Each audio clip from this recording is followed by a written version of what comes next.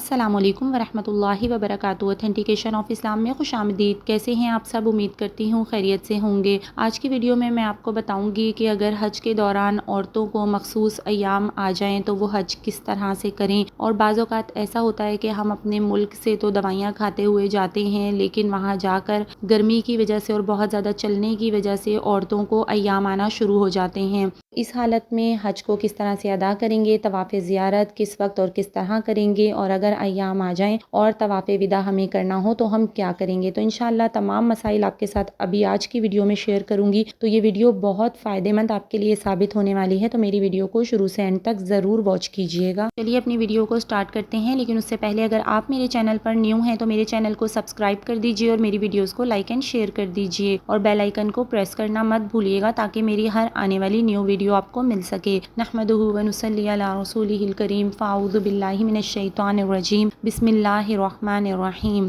حج پہ جانے سے پہلے ہم اپنی لیڈی ڈاکٹر سے اکثر ایسی میڈیسن لکھوا کے لے جاتے ہیں جس سے پیریڈز آنا یا مینسز ہونا جو ہے وہ تھوڑے دن کے لیے رک جاتے ہیں۔ تو ڈاکٹر جس طرح سے بھی سجیسٹ کرے کہ آپ نے ایک گولی صبح ایک گولی شام کھانی ہے یا پھر 2 گولیاں صبح 2 گولی شام، تو وہ آپ کی طبیعت کے مطابق آپ کو سجیسٹ کر دیں گی۔ لیکن اس کے باوجود بھی کیا ہوتا ہے کہ گرمی میں بہت زیادہ پیدل چلنے کی وجہ سے بھی اکثر جو کمزور عورتیں ہوتی ہیں، کمزور مزاج کی سمجھ لیں، تو ان کو ایام آنا شروع ہو جاتے ہیں، اور یہ بہت نارمل سی بات ہے، اس میں کوئی گھبرانے والی پریشان ہونے والی کوئی بات نہیں ہے۔ حج کے دوران اگر آپ کو ایام آتے ہیں تو میں یہ سجیسٹ کروں گی، اگر آپ کی ڈیٹ ہے تو کوئی مسئلہ نہیں ہے، کوئی پریشانی کی بات نہیں ہے۔ اگر آپ کو آتے ہیں اس کو نیچرل رہنے دیں، روکنے کی ضرورت نہیں ہے، کیونکہ حج کے تمام ارکان پیریڈز کے دوران بھی ہم ادا کر سکتے ہیں سوائے طواف زیارت کے۔ تو جن عورتوں کی ڈیٹ ہے حج سے پہلے کی، تو میں تو ان کو یہی سجیسٹ کروں گی کہ اگر حج سے پہلے کی آپ کی 2-3 دن پہلے کی ڈیٹ ہے تو کوئی بات نہیں، آپ جو آپ کی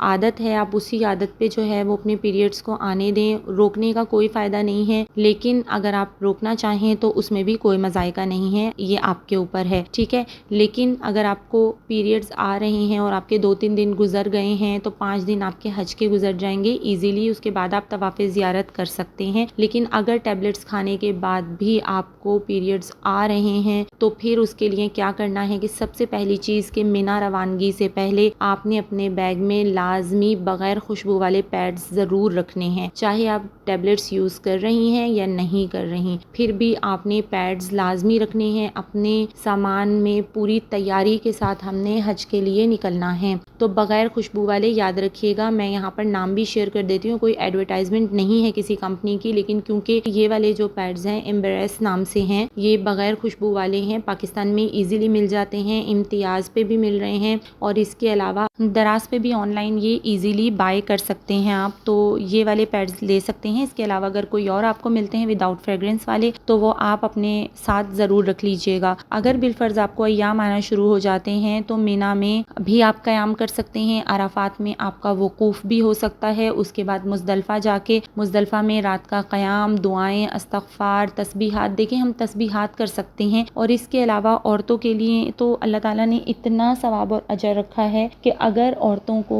پیریڈز آنا شروع ہو جائیں لیکن وہ کیا کریں کہ نمازوں کی اوقات میں جس طرح سے نماز کے لیے ہم وضو کرتے ہیں تو وضو کر کے مصلی پہ بیٹھ جائیں اور مصلی پہ بیٹھ کے توبہ استغفار کرتے رہیں، کیونکہ ایسی عورت جو ہے وہ نماز نہیں پڑھ سکتی اور اس کے علاوہ تلاوت قرآن پاک نہیں کر سکتی، لیکن درود شریف، استغفار وغیرہ اس طرح کے اذکار کر سکتی ہے۔ روایت میں آتا ہے کہ نبی کریم صلی اللہ علیہ وسلم نے فرمایا کہ جب حائضہ عورت، یعنی جس کو پیریڈز آئے ہوئے یا جس کے مخصوص ایام شروع ہوئے ہیں، تو جب حائضہ عورت ہر نماز کے وقت 70 بار استغفار پڑھ لے تو اس کے لیے 1000 رکعتیں لکھی جاتی ہیں اور 70 گناہ معاف ہو جاتے ہیں، اور اس کا درجہ بڑھتا ہے، اور اس کو استغفار کے ہر حرف کے بدلے نور ملتا ہے، اور بدن کی ہر رگ کے عوض حج اور عمرہ لکھا جاتا ہے۔ تو دیکھیں اللہ تعالیٰ کتنا زیادہ اجر و ثواب دے رہے ہیں اس عورت کو کہ جو نماز نہیں پڑھ سکتی، وہ اس کی مجبوری ہے، لیکن نماز کے اوقات میں جانا نماز پر بیٹھ کر اس طرح سے استغفار پڑھے گی تو اللہ تعالیٰ اس کو کتنا زیادہ اجر و ثواب دیں گے. تو اس لیے اس چیز سے گھبرانے کی ضرورت نہیں ہے. حج کے ہمارے سارے ارکان ہو جائیں گے. میں نے پہلے بھی آپ کو بتایا کہ مینا میں بھی آپ کا قیام ہو جائے گا, اس کے بعد عرفات میں قیام, اور وقوف کے دوران اللہ تعالیٰ سے توبہ, استغفار, دعائیں اور گڑ گڑا کے اللہ سے اپنے گناہوں کے معافی مانگنا, یہ سب کر سکتے ہیں. اس کے بعد مزدلفہ کا قیام بھی ایسی عورت آرام سے کر سکتی ہے. مزدلفہ میں قیام ہو گیا, ہماری رمی ہو گئی, رمی کے بعد ہم نے قربانی کر لی. اب سوال یہ آتا ہے کہ کیا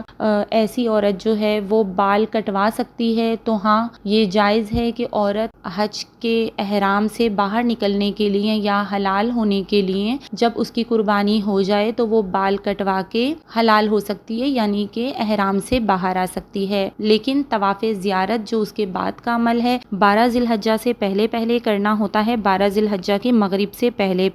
تو طواف زیارت ایسی عورت نہیں کر سکتی. اب سوال یہ پیدا ہوتا ہے کہ اگر 12 ذی الحجہ نکل جائے ایسی عورتوں کی, تو کیونکہ صاف لکھا ہوا ہے کتابوں میں کہ 12 ذی الحجہ کے غروب آفتاب سے پہلے طواف زیارت نہیں کیا تو دم واجب ہوگا. لیکن ایسی عورتیں کہ جو نہیں طواف زیارت کر سکتی ہیں, کعبے کے اندر نہیں جا سکتی ہیں, مجبوری ہے ان کی, مخصوص ایام ہیں ان کو, تو ان کو کیا کرنا ہے کہ وہ 12 ذی الحجہ کے بعد بھی اپنا طواف زیارت کر سکتی ہیں. ان کے اوپر کسی قسم کا دم واجب نہیں ہوگا. طواف زیارت حج کا رکن اور فرض ہے. یہ کسی حال میں بھی فوت نہیں ہو سکتا اور نہ اس کا بدل دے کر ادا ہو سکتا ہے, بلکہ آخر عمر تک اس کی ادائیگی فرض رہے گی. اور جب تک اس کی ادائیگی نہ ہوگی, خاوند سے محبت اور خاوند سے اس کا جو تعلق ہے وہ حرام رہے گا. تو طواف زیارت کے بغیر وطن واپس نہیں آ سکتی ایسی عورتیں. اگر وطن واپس آ گئیں تب بھی عمر بھر یہ فرض لازم رہے گا اور پھر دوبارہ حاضر ہو کر طواف زیارت کرنا ہوگا, یعنی کہ اتنا ضروری ہے. اب کچھ عورتیں ایسی ہوتی ہیں یا کچھ حاجی جن کی حج کے فوراً بعد ہی وطن واپسی ہوتی ہے, لیکن اگر ایسی عورت کو ایام آ جائیں اور ان کی وطن واپسی بھی ہو تو وہ ضرور جو ہے وہ مذہبی امور کے دفتر سے رابطہ کر کے اپنا ویزا بڑھوا لیں اور طواف زیارت کر کے ہی وہاں سے واپس آئیں. طواف زیارت کے بغیر وہاں سے واپسی نہیں آنا.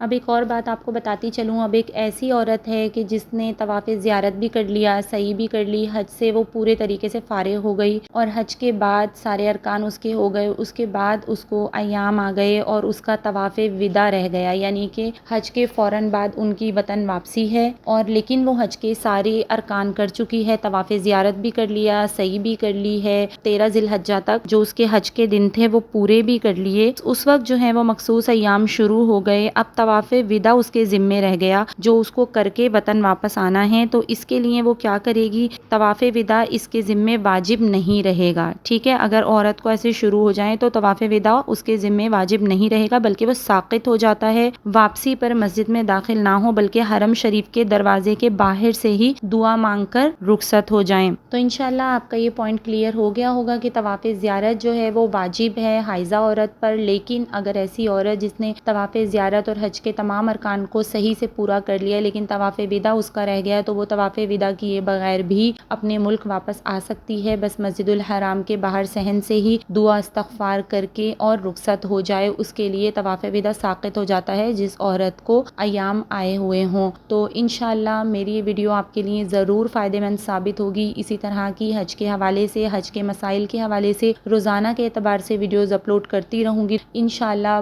اسی طرح کی اور بہت ساری انفارمیٹیو اور اوتھینٹک ویڈیوز آپ کے ساتھ شیئر کرتی رہوں گی. تو اگر آپ کو میری یہ ویڈیو پسند آئی ہو تو اس کو لائک اینڈ شیئر ضرور کر دیجیے اور میرے چینل کو سبسکرائب کر دیجیے. اسی طرح کی اور بہت ساری اوتھینٹک ویڈیوز کے لیے دیکھتے رہیے اوتھینٹیکیشن آف اسلام. السلام علیکم ورحمۃ اللہ وبرکاتہ.